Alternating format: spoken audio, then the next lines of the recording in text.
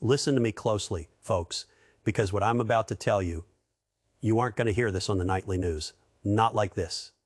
They'll give you the polite version, the one with the handshakes and the smiles. But I'm here to tell you what really happened behind those big, heavy doors at the White House today. Pull up a chair. You need to hear this. We all knew it was going to be a tough meeting. You've got the President of the United States on one side, and we all know he doesn't just play by the rule book, and you've got the Canadian Prime Minister on the other. For weeks, the word on the street was tariffs. Everyone was worried about money, about trade, about how much a car or a piece of wood is going to cost. Boring stuff, right? That's what they wanted us to think. Just another business meeting. But friends, this wasn't business. This was personal. The air in Washington was cold this morning, but let me tell you, it was nothing compared to the chill inside that Oval Office. My sources, and I've got good ones, people who were standing right outside that door, they tell me the meeting started fine, just fine. They sat down, they took the pictures, the cameras clicked, the lights flashed, and then the press was kicked out. That's when the real show started. Usually these leaders, they talk about cooperation, they talk about friendship, but 5 minutes in, the voices started rising and you could hear it through the wood. It wasn't the polite murmur of diplomats. It was the sharp, hard sound of an argument.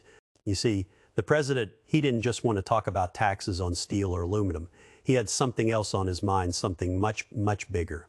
He leaned forward across that famous desk, the Resolute desk, and he looked the Canadian leader right in the eye. He didn't blink, he didn't smile, and he dropped the bomb. He didn't ask for a better deal. He didn't ask for lower prices. He looked at the map of North America, pointed a finger at the Great White North, and said something that made the Secret Service agents stiffen up against the die wall. He said that maybe, just maybe, Canada shouldn't be a country anymore. He said it was time to stop pretending. He looked at the Prime Minister and said, you know, you're practically one of us anyway. Why don't we just make it official? The 51st state. Now, you might think he was joking. The President likes a joke. But the room went silent. Dead silent. The kind of silence you hear right before a thunderclap. The Canadian Prime Minister. He didn't laugh. He didn't smile. His face went pale, and then it turned red, bright red. This wasn't a negotiation anymore. It was a showdown. The Prime Minister stood up. Actually stood up in the Oval Office, and that is when the shouting began. The President stayed seated, calm as a cucumber, just watching the fire he had started. And folks, we are just getting started, because what happened next, it wasn't just words, it was a line drawn in the sand that might change everything. Now, hold on tight, because the room didn't just get hot, it turned into a pressure cooker. We left off with the Prime Minister on his feet, face red as a beet, and the President sitting there, cool as ice. You have to understand the gravity of this. This isn't two neighbors arguing over a fence. This is history being rewritten in real time. When the President threw out that 51st state line, he wasn't just tossing words around. He was looking for a reaction, and boy, did he get one. The Prime Minister, usually so polished, usually so ready with a script, he was sputtering. He couldn't believe his ears. He started talking about sovereignty. He started talking about history. He talked about the great friendship between the two nations. He used big words, fancy words. But the President, he just waved his hand, just like that. A little wave, like he was swatting away a fly. He looked up at the Canadian leader and said, Justin, look at the numbers. He didn't talk about history. He talked about the here and now. He reached into a folder on his desk, a plain manila folder, and pulled out a single sheet of paper. He slid it across the desk. It wasn't a treaty. It wasn't a contract. It was a list of everything crossing that northern border. The President said, you let the drums in. You let the people in. You say you're a country, but you can't control your own front door. So if you can't handle the border, maybe we should handle it for you. That was the kicker. The President wasn't just insulting him. He was telling him that Canada was failing. He told him that the United States was tired of paying the price for Canada's mistakes. He said, if you can't stop the flow, you're not a Prime Minister, you're just a governor waiting for orders. Can you imagine? Calling a world leader, a governor, to his face. The aides in the room were looking at their shoes. The note-takers stopped writing because they were too scared to move. This was the moment everything changed. The Prime Minister tried to sit back down, tried to regain his composure. He leaned in and said, Mr. President, that is an insult. And the President, he didn't back down an inch. He leaned in closer and said, it's not an insult, it's a reality check. You have a choice. You fix it or we fix it. And if we fix it, it's going to cost you. It's going to cost you big. He was talking about the tariffs, that 25% tax on everything, cars, oil, lumber. He was holding the Canadian economy hostage. Right there on the rug of the Oval Office, he made it clear, become part of the team or pay the fine. And the fine was going to be heavy enough to sink the whole ship. The Prime Minister realized then that the cameras outside, the smiles, the handshakes, it was all a mask. The real face of the meeting was staring him down, and it wasn't blinking. The President gave him an ultimatum. He said Canada had failed the test. And folks, the meeting was only 10 minutes in. There was still a dinner to get through, but before they could even think about food, the President had one more surprise up his sleeve. Something that would make the 51st state comment look like a friendly suggestion. If you thought the 51st state line was a joke or just a bully tactic, what happened next turned that room into a nightmare for the visitors. We left off with the President hinting at a surprise, something worse than tariffs, worse than insults. The room was already suffocating, but then the President reached down again. He didn't pull out another list. He didn't pull out a chart. He pulled out a map. He unrolled it right there on top of the other papers. It was a map of the border, that long, invisible line that stretches from the ocean in the west to the ocean in the east. But this map looked different. It had red markings all over it, thick, heavy red lines drawn right through the crossing points, drawn right through Canadian territory. The President tapped the map with his finger, hard thump, thump, thump. He looked at the Prime Minister and said, "We aren't just going to watch the line anymore. Watching doesn't work. We are going to erase it." The Canadian delegation leaned in, squinting at the map, and then they saw it. The red marks weren't just lines, they were locations. They were spots for American boots. The President wasn't just asking for Canada to do a better job. He was telling them that the American military was getting ready to do the job for them on their soil. He called it a joint security zone. Sounds nice, right? Sounds like teamwork. But let's call it what it is. He was proposing that American soldiers stand guard inside Canada. He was talking about moving the border north. The Prime Minister's voice shook just a little, but you could hear it. He said, "Mr. President, that is a violation of our sovereignty. You cannot put foreign troops on our land." The President just shrugged. He looked like a man who had already made up his mind. He said, "It's not foreign if you're the 51st state, is it? It's just the National Guard helping out." Then came the twist that really made the blood run cold. The President looked at the Prime Minister, smiled that famous tight smile, and said, "And the best part, you're going to pay for it. You're going to pay for every soldier, every truck, and every mile of wire we put up because you broke the border, so you buy the fix." The silence in that room was heavy enough to crush a car. The President had just told the leader of a free country that he was going to invade them nicely and send them the bill.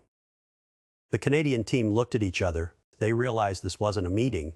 It was a shakedown, the biggest shakedown in history. And then, just as the tension was about to snap, the doors opened, and Aide stuck his head in. It was time for dinner. The President stood up, clapped his hands together like they had just agreed on a golf game, and said, "Let's eat. I'm starving. And Justin, don't worry, the food is on me." Can you imagine walking into a dining room after that? Can you imagine sitting down to break bread with a man who just threatened to swallow your country whole? Well, they had to do it. But if they thought the fighting was over because the food was coming, they were dead wrong. The dinner table was about to become a battlefield all on its own. So they walk into the dining room. You have to picture this.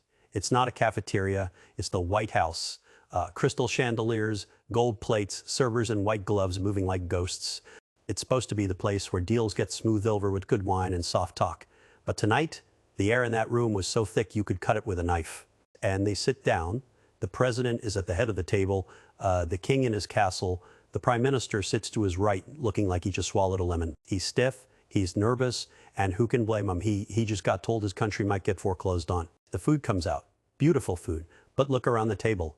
The Canadian team, they are pushing the food around on their plates. They aren't hungry. Their stomachs are tied in knots. But the President, oh, he is eating. He is enjoying every single bite. He's cutting a steak with energy. He looks like a man who just won the lottery. And while he eats, he doesn't make small talk. He doesn't ask about the family. He doesn't talk about the weather. He points his fork, the same fork he's eating with, right at the visitors. He looks around the table, catches the eye of a waiter, and says loudly, "You see these guys? These guys have been taking our lunch money for 30 years, and they think we don't know how to count." He is saying this while feeding them dinner, and it's the ultimate power move. He is shaming them while he serves them. The Prime Minister tries to be the bigger man. He tries to change the subject. He clears his throat and says, "The service is excellent, Mr. President." He trying to be polite. He's trying to be a diplomat.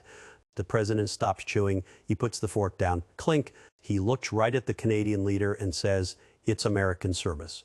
It's the best. That's why everybody wants to be us. Even you admit it, Justin. You want to be us." Then comes the toast. This is usually the safe part. You raise a glass. You say to friendship, everybody drinks, everybody smiles. The servers pour the wine. The president stands up. Everyone else stands up relieved. They think, okay, here comes the nice part. The president raises his glass. He looks at the prime minister. He smiles, but it doesn't reach his eyes. He says, "Here's to Canada. Great place, lots of snow, but remember what I said inside. The clock is ticking. You have until dessert to decide, are you a partner or are you a problem?" He takes a drink. Nobody else moves. The glass stays in the prime minister's hand, frozen in the air. He doesn't drink. He can't. The toast wasn't a wish for good luck. It was a threat wrapped in a fancy glass. The dinner was scheduled for 2 hours. It lasted 45 minutes. The plates were cleared before they were empty. The president stood up before the coffee was served. He threw his napkin on the table. It landed in a heap, looking like a white flag of surrender, but it wasn't his surrender. He said, "Dinner's over, back to work. I want an answer tonight." He turned his back and walked out. He left them sitting there at the long table, staring at the half-eaten food. And friends, what happened when they were dragged back into that office? Well, that is where the shouting stopped and the whispers began, the dangerous whispers, the kind that change maps forever. Now, the walk back to the Oval Office, it wasn't far, just down the hall, but for the Canadian team, it must have felt like walking the Green Mile. They left that dining room with their heads spinning. The food was sitting heavy in their stomachs, and the threat was sitting even heavier in their minds. When they walked back into the office, the mood had changed again. The shouting was gone. The loud theatrics were gone. The room was quiet, scary quiet. The president was already sitting at his desk. He wasn't looking at them. He was writing something scratch, scratch, scratch. The sound of the pen on paper was the only noise in the room. He didn't look up when they sat down. He kept writing for a full minute. It was a power play. He was telling them, "I am busy. You are small." Finally, he put the pen down. He looked at the clock on the wall. Tick-tock. It was getting late. He turned to the prime minister and spoke very softly. "Sometimes, folks, the whisper is more dangerous than the scream." He said, "Justin, do you know what time it is? It's almost tomorrow, and tomorrow is a new world." He picked up the paper he had been writing on. It wasn't a typed document from a lawyer. It was a handwritten note, an executive order, rough, raw, and ready to go. He said, "I have the order right here, effective at 12:01 a.m. That's midnight. That's in a few hours, 25% tariffs on everything, every car part, every barrel of oil, every stick of lumber, boom, done." The prime minister tried to be rational. He tried to explain. He said, "Mr. President, if you do that, you hurt American factories too. You hurt American workers. Prices will go up." The president just smiled. He leaned back in his chair and said, "Maybe, but we can handle the pain. We are big you. You will break your dollar, will crash, your factories will close. You will have people in the streets by next week." He wasn't wrong, and the Canadians knew it. Their economy is tied to ours like a little boat tied to a battleship. If the battleship turns, the little boat flips over. The president pushed the paper forward, but he said, "I don't have to sign it. I can rip this up right now. All you have to do is agree." Agree to what? That was the million-dollar question. He wasn't asking for money anymore. He was asking for control. He wanted the Canadians to commit in writing, right then and there, to let American inspectors into their country, to change their laws to match ours, to basically hand over the keys to the border. The prime minister looked at the paper. He looked at the president. He looked at his watch. He was trapped. If he said no, his country's economy collapses at midnight. If he said yes, he looks like a traitor to his own people. He asked for time. "I need to make a call." He said, I need to speak to my cabinet." The president laughed, a short, sharp, barkable laugh. He said, "Call whoever you want. Call the king for all I care. But you have 15 minutes. At minute 16, I signed the paper." 15 minutes. That's not enough time to order a pizza, let alone save a country. The prime minister stood up, phone in hand, looking like a ghost. He walked to the corner of the room to make the most important phone call of his life. And while he dialed, the president just sat there tapping his pen on the desk, tap, tap, tap. counting down the seconds, 15 minutes. That's all he had. The Prime Minister of AG7 nations standing in the corner of the Oval Office like a schoolboy in detention, frantically whispering into his phone. You could see the sweat on his forehead. You could see the panic in his eyes. So the president, he didn't look at him. He picked up a remote control and turned on the TV. He started watching the news, watching himself on the news. He was humming a little tune. He was totally relaxed. It was psychological warfare, plain and simple. The clock on the wall was ticking, tick-tock, tick-tock. Every second felt like an hour. The Prime Minister was arguing with someone on the other end of the line. You could hear his whispers get louder. We have no choice. He said he's going to do it. At the 14-minute mark, the president muted the TV. He didn't turn around. He just said, loud enough for the whole room to hear, "Time's up, Justin, pen's in my hand." And the Prime Minister hung up the phone. He walked back to the desk. He looked defeated. He looked like he had aged 10 years in 10 minutes. He sat down heavily in the chair. He said, "Mr. President, we agree to the framework. We will increase border security. We will cooperate. Cooperate. That's a nice word for surrender." But the president wasn't satisfied with just a word. He wanted a show. He pushed a piece of paper across the desk, not the tariff order, but a joint statement. A statement that said Canada admitted it had a problem. A statement that said Canada needed American help. He said, "Sign this right now before the press comes back in." The Prime Minister picked up the pen. His hand was shaking. If he signed this, he was admitting failure to the whole world. If he didn't, the tariffs would crush his country by morning. He looked at the paper, he looked at the president, and then he signed. The president snatched the paper back before the ink was even dry. He grinned, a big, wide grin. "See," he said, "that wasn't so hard. We're going to be great partners. The best partners." He stood up and pressed a button on his desk. The doors flew open. The press came flooding back in, cameras flashing, reporters shouting questions. They saw the two leaders sitting there. The president put his arm around the Prime Minister's shoulders. He squeezed tight, maybe too tight. He looked at the cameras and said, "We had a great dinner, fantastic dinner, and we have a great agreement. Canada is going to get tough, very tough. We fixed it." The Prime Minister forced a smile.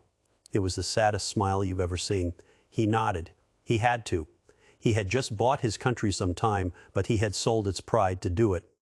But folks, here is the kicker. As the reporters were shouting, one of them asked, "Mr. President, what about the 51st state comment? Was that a joke?" The room went quiet again. The Prime Minister held his breath. The president leaned into the microphone. He looked right into the camera lens. He didn't laugh. He didn't say, "Just kidding." He said, "I love Canada. It's a beautiful place. And who knows, maybe one day they'll want to join the winning team. Never say never." He winked. The Prime Minister looked like he wanted to disappear into the floor. The meeting was over, the deal was done, but the message was clear. Canada wasn't just a neighbor anymore, it was on notice. Folks, as those black SUVs rolled out of the White House gates and into the dark Washington night, the mood inside that motorcade must have been funeral quiet. The Canadian Prime Minister came here looking for a handshake. He left with a leash around his neck. Make no mistake about what you just heard. This wasn't a diplomatic victory. This was a conquest. When the sun comes up tomorrow, the newspapers are going to call it a breakthrough. They're going to say, "Trade war averted." They're going to show you pictures of smiling faces and talk about how strong the alliance is. Don't believe a word of it. The alliance isn't strong, it's broken. And it was broken by a president who decided he was done playing nice. Think about it. In one night, the leader of the free world looked at his closest neighbor and said, "You don't run your country, I do." And he proved it. He got the border changes he wanted. He got the security promises he wanted. And he got it all without firing a single shot, just by threatening to turn off the lights on the Canadian economy, the 51st state. Everyone laughed when he said it. The late-night comedians are probably writing jokes about it right now. But is it really a joke when another country controls your borders, controls your trade, and tells you when to jump? Are you really a sovereign nation anymore? Or are you just a state in waiting? The president didn't just win a negotiation tonight. He redrew the map of North America. He showed the world that friendship is nice, but leverage is better. He showed that when push comes to shove, the United States doesn't have partners, it has interests. And if you get in the way of those interests, you get crushed. So watch closely in the coming weeks. Watch the border. watch the news, and you're going to see American drones in the northern sky. You're going to see new rules at the crossing. You're going to see a Canada that looks a lot less like a partner and a lot more like a province. This is the new world order, folks. It's loud, it's rough, and it doesn't apologize. The nice days are over, the tough days are here. And if you think this is the end of the story, you haven't been paying attention. This is just chapter 1. The president said, never say never. And tonight, looking at the fear in the eyes of AG7 leader, I believe him. That's the real story. The story they won't tell you on the evening news, but you heard it here. And remember, in this town, the truth is the most dangerous thing of all. Good night and good luck. We're going to need it.